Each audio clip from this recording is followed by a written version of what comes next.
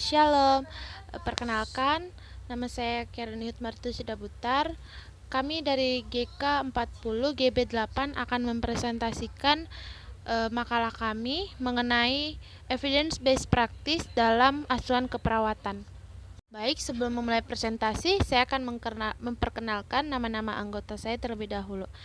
Untuk moderator saya sendiri, pendahuluan oleh Nuraita Tampu Bolon, rumusan masalah Alda Endun, kemudian definisi dan konsep EBP itu Nina, kemudian penanganan pasien stroke non hemoragik itu Istin dan Indah, tahapan EBP dalam penanganan pasien stroke Amelia, implementasi Elizabeth, dan yang terakhir kesimpulan dan saran Indri, kemudian akan ditutup oleh saya sendiri.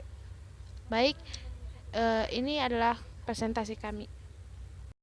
Baik, saya akan menjelaskan pentingnya evidence based praktik dalam asuhan keperawatan. Evidence based praktik merupakan suatu strategi untuk mendapatkan knowledge atau pengetahuan terbaru berdasarkan evidence atau bukti yang jelas dan relevan untuk membuat keputusan klinis yang efektif dan meningkatkan skill dalam praktik klinis guna meningkatkan kualitas kesehatan pasien. Pentingnya evidence based praktik dalam praktik kesehatan. Yang pertama, untuk meningkatkan kualitas keperawatan. Evidence based praktik membantu memastikan bahwa praktik kesehatan didasarkan pada bukti ilmiah terbaik, menghasilkan perawatan yang lebih efektif dan aman. Yang kedua, untuk mengurangi variabilitas dalam praktik dengan menggunakan bukti yang konsisten. Evidence based praktik membantu mengurangi variasi tidak perlu dalam praktik kesehatan. Ya, rumusan masalah. Apakah definisi dan konsep dari EBP? Yang kedua, mengapa EBP diperlukan dalam penanggulangan pasien stroke non hemoragik? Yang ketiga, jelaskan tahapan-tahapan yang digunakan EBP dalam penanganan pasien stroke non hemoragik. Yang keempat, bagaimana implementasi evidence based nursing dengan pemberian terapi murotal dan pengaturan posisi pada kepala head up 30 derajat dapat meningkatkan tingkat kesadaran dan saturasi oksigen pada pasien stroke non hemoragik. Baik, di sini saya akan menjelaskan definisi dan konsep dari EBP. Menurut Hesher 2011 mengatakan dalam hubungannya dengan penelitian, kita mengenal EBP yang merupakan hal penting dalam praktik keperawatan. Sebab penelitian ini telah menunjukkan bahwa yang pertama, pasien memperlihatkan kondisi yang lebih baik ketika evidence digunakan dalam dasar praktik. Yang kedua, pelayanan keperawatan yang diberikan lebih efisien. Yang ketiga, kesalahan dalam pengambilan keputusan akan semakin menurun. Dan yang keempat, konsumen menginginkan evidence-based information dalam pengambilan keputusan. Baik, sekian dari saya. Terima kasih. Penanganan pasien stroke non hemoragik. Evidence based practice atau EBP diperlukan dalam penanganan pasien stroke non hemoragik karena berperan alasannya yaitu satu, dasar keputusan yang kuat. EBP menyediakan dasar keputusan yang kuat dengan mengintegrasikan bukti ilmiah terkini, pengalaman klinis, dan nilai-nilai pasien. Ini membantu memastikan bahwa intervensi yang diterapkan didukung oleh bukti yang solid. Kedua, optimalisasi perawatan pasien. Melibatkan EBP dalam penanganan stroke non-hemoragik memungkinkan para profesional kesehatan menggunakan metode-metode yang terbukti efektif. Ini dapat meningkatkan efisiensi perawatan dan hasil bagi pasien. Ketiga, mengurangi variabilitas praktek. EBP membantu mengurangi variabilitas dalam praktek klinis dengan menyediakan panduan berdasarkan bukti yang konsisten. Hal ini dapat meningkatkan keseragaman dan kualitas perawatan. Dan keempat, meningkatkan keselamatan pasien. Dengan mengandalkan bukti ilmiah, EBP membantu memastikan bahwa intervensi yang diterapkan memiliki manfaat yang diukur dan risiko yang dikelola dengan baik. Ini dapat meningkatkan keselamatan pasien. Oke, baik. Yang kelima itu ada peningkatan efisiensi sumber daya, membantu dalam alokasi sumber yang efisien, dan fokus pada intervensi yang memberikan hasil yang baik dan memberikan manfaat dalam lingkungan perawatan yang memiliki keterbatasan sumber daya.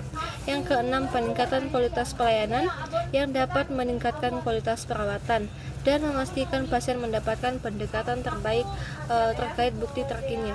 Dan yang ketujuh, ada peningkatan inovasi dan pengembangan untuk mendorong inovasi dan bukti praktik klinis berkembang.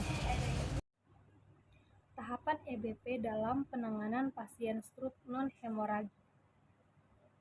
Evidence Basic Practice atau EBP dalam penanganan pasien stroke non-hemoragik melibatkan beberapa tahapan, yaitu yang pertama, merumuskan pertanyaan klinis. Identifikasi pertanyaan klinis yang spesifik dan relevan, misalnya, apakah terapi murotal dan pengaturan posisi kepala head up 30 derajat dapat meningkatkan tingkat kesadaran atau saturasi oksigen pada pasien stroke non-hemoragik. Yang kedua, pencarian bukti ilmiah. Lakukan pencarian literatur untuk menemukan bukti-bukti ilmiah terkait pertanyaan klinis. Pencarian dilakukan di basic data medis dan jurnal yang terpercaya. Yang ketiga, evaluasi bukti. Tinjau bukti-bukti yang ditemukan dari penelitian dan literatur. Perhatikan kualitas metodologi penelitian, referensi hasil, dan aplikabilitasnya pada konteks pasien tertentu. Yang keempat, integrasi bukti. Gabungkan bukti-bukti yang ditentukan dalam pengalaman klinis dan nilai-nilai pasien untuk membentuk rekomendasi atau strategi intervensi. Yang kelima, penerapan intervensi. Terapkan intervensi yang dihasilkan dari integrasi bukti dalam praktek klinis. Ini mungkin melibatkan pemberian terapi murotal dan pengaturan posisi kepala head up 30 derajat pada pasien stroke non-hemoragik. Yang keenam atau yang terakhir, evaluasi hasil. Monitor dan evaluasi hasil dari intervensi yang diterapkan. Amati apakah ada perubahan dalam tingkat kesadaran dan saturasi oksigen pada pasien. Refleksi dan penyesuaian. Refleksi dan hasil evaluasi dan disesuaikan pendekatan jika diperlukan. Proses ini melibatkan siklus berkelanjutan untuk memastikan penanganan pasien tetap sesuai dengan bukti terbaru dan kebutuhan pasien. Baik, jadi di sini ada implementasi evidence based practice nursing dengan pemberian terapi murotal. Implementasi evidence based nursing dengan memberikan terapi murotal dan mengatur posisi kepala head up 30 derajat pada stroke non-hemoragik yang didasarkan pada penelitian untuk mendukung efektivitas metode ini. Penelitian ini melibatkan pasien untuk dapat memberikan dasar yang kuat terhadap keputusan pasien. Kita perlu memonitor respon pasien secara kontinu untuk mengevaluasi dampak terhadap tingkat kesadaran dan saturasi oksigen. Implementasi ini juga berkolaborasi dengan tim perawatan kesehatan untuk mendukung penerapan terapi ini. Efek pemberian terapi murotal dan pengaturan posisi kepala head up 30 derajat terhadap tingkat kesadaran dan saturasi oksigen pada pasien stroke non-hemoragik dapat bervariasi. Contohnya, terapi murotal dapat memberikan efek relaksasi dan kenyamanan pada pasien. Sementara, pengaturan posisi kepala head up 30 derajat dapat membantu meningkatkan sirkulasi dan ventilasi pada pasien. Hasil efektivitas terapi murotal dan pengaturan posisi kepala head up 30 derajat dapat bervariasi tergantung pada karakteristik individu pada pasien, seperti kondisi klinis dan faktor-faktor lainnya. Penelitian ini didesain klinis dan sampel yang representatif untuk mengkonfirmasi secara ilmiah efektivitas kombinasi tersebut pada pasien stroke non-hemoragik. Konsultasikan dengan profesional kesehatan atau tim perawatan pasien untuk mendapatkan rekomendasi yang lebih spesifik sesuai dengan kasus tertentu. Kemudian yang terakhir adalah kesimpulan dan saran. Nah, kesimpulan dari materi ini adalah dalam penerapan tindakan tersebut dapat disimpulkan bahwa pemberian posisi head up dan terapi murotal berpengaruh terhadap nilai saturasi oksigen pada penderita stroke.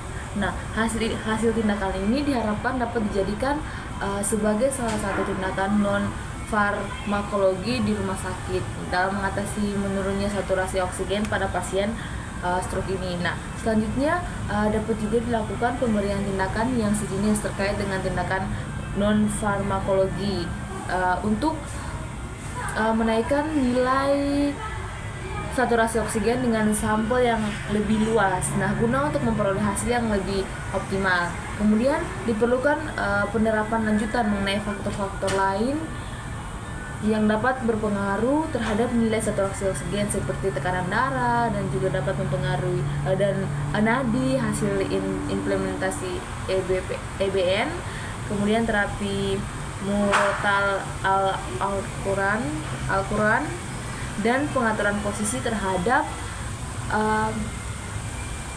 kepala 30 derajat menunjukkan hasil yang diharapkan dalam pemberian asuhan keperawatan kepada pasien dengan stroke. Nah, pemberian terapi murotal Al-Quran selama 7 hari menunjukkan peningkatan GCS pasien dan GCS 7 menjadi GCS 11. Nah, pengaturan posisi kepala head up 30 derajat selama 3 hari menunjukkan terjadinya peningkatan saturasi oksigen setelah intervensi dilaksanakan. Nah, kedua EBN ini direkomendasikan untuk dilakukan kepada pasien stroke agar mendapatkan hasil yang kemudian hasil perawatannya dalam pemberian asuhan keperawatan, khususnya asuhan keperawatan baik tim perawatan kesehatan dapat memberikan perawatan yang lebih efektif, efisien dan aman bagi pasien stroke non hemoragik. Nah, penting untuk melibatkan tim perawat kesehatan dalam proses EBP ini. Nah, untuk memastikan pemahaman yang holistik dan pengambilan keputusan yang berbasis bukti. Nah, evidence dapat digunakan untuk praktik yang baik dalam pengkajian kondisi pasien.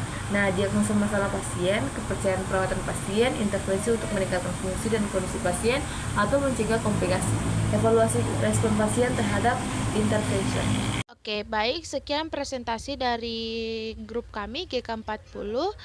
Apabila ada saran atau pertanyaan, boleh dilampirkan dalam forum diskusi. Mohon maaf, mungkin dalam tutur kata kami banyak salah. Semoga video ini dapat bermanfaat bagi khalayak yang mendengarkan. Sekian dan terima kasih. Shalom.